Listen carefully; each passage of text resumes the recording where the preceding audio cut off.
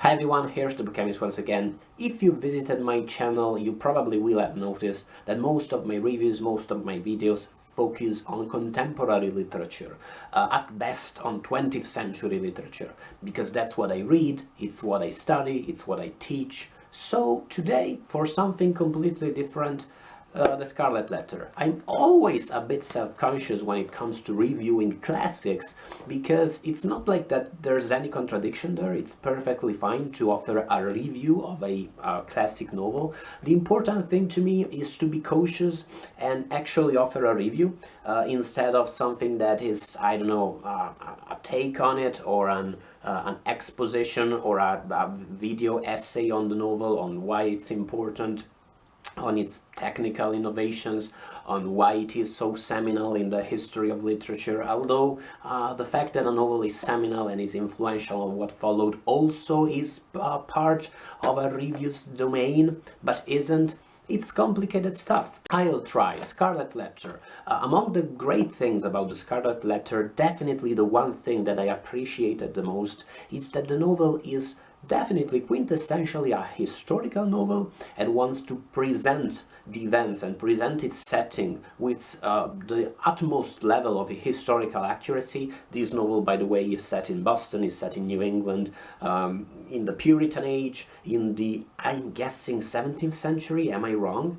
I don't think I'm wrong. And it tries to present its setting as accurately as possible in terms of architecture, in terms of clothing, in terms of the way people behaved, in terms of people's beliefs. But at the same time, it is not afraid to take some liberties in terms of realism.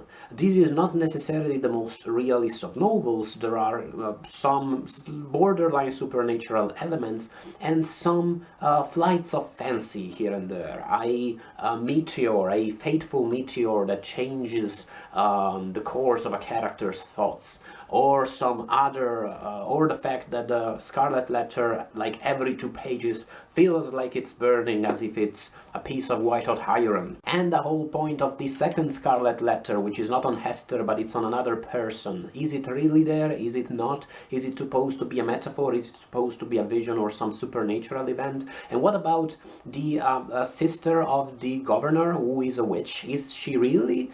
Is the narration trying to make a point about the way people perceived her in this village?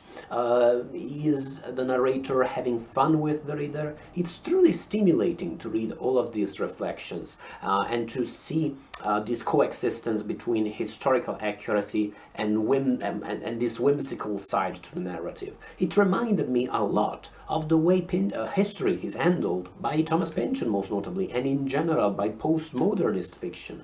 I made a point on this in my latest video on Gravity's Rainbow. I'm currently reading the novel.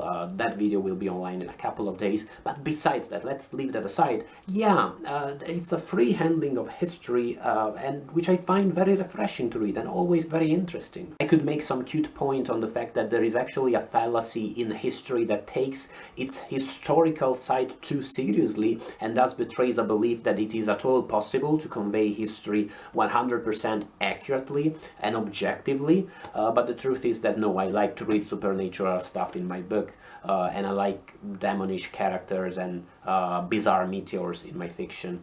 Another great thing in Scarlet Letter is its introduction, yeah, because there's that beautiful reflection on Hawthorne's relationship with Salem. He reflects beautifully on the fact that he enjoys Salem and he realizes how deeply connected he is with his hometown only when he is far away. He has this deep unquenchable feelings for this town, but he is not necessarily too happy when he is there. And there's a very interesting and stimulating reflection on the fact that when your family has lived for too long in a certain place and you grow up feeling part of that place, feeling as if your roots are deeply, within a specific town, a specific setting, that is not necessarily too good for your growth, and it may even stifle your thirst for innovation and your better sides. And he compares human nature to a potato, and you cannot plant a potato you cannot plant potatoes in the same field for too often, or you'll make it run out of minerals. I suppose this was common knowledge in 1850. And finally, the other truly surprising fact about the Scarlet Letter was the depth of its psychological characterizations, especially when it comes to its protagonist, Esther. Her psyche, the way she reacts to the town condemning her to wear the Scarlet Letter, is beautiful. She's not just a, I don't know, a caricature figure of a proud woman who takes this opportunity to repent as a good chance to show the Lord how sorry she is for her sin. Far from it, she is instead constantly wounded by the accusations of the town, by the fact that for so long people are unable to forget what she's done, let alone to forgive it, and most notably the way her relationship with her daughter, the result of this sin, is described beautifully. The fact that she loves this daughter, she is the reason why she's able to keep living, but at the same time, sometimes being a result of that sin, she still has mixed feelings for her. That's a beautifully honest representation of a mother-daughter relationship. And the fact that the daughter is characterized as some sort of elvish demon with cunning beyond her age adds to this beautiful realist psychological portrait an element almost of fable, almost of myth, that makes it truly entertaining and makes it beautiful art. Do I recommend the Scarlet Letter? No, the Scarlet Letter is truly painful. It feels like shooting yourself in the foot. Especially that introduction, oh my god, it's truly one of the most boring and painful things I've had to read, but it's not like the book in general is that much better. But you know, it's the Scarlet Letter.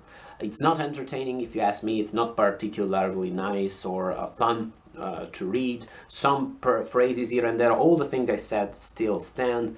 Once again, it's the Scarlet Letter. You're probably going to read it in college or in high school. Someone is going to force you to read it, and you can enjoy that reading experience so much, and you can get so much out of it.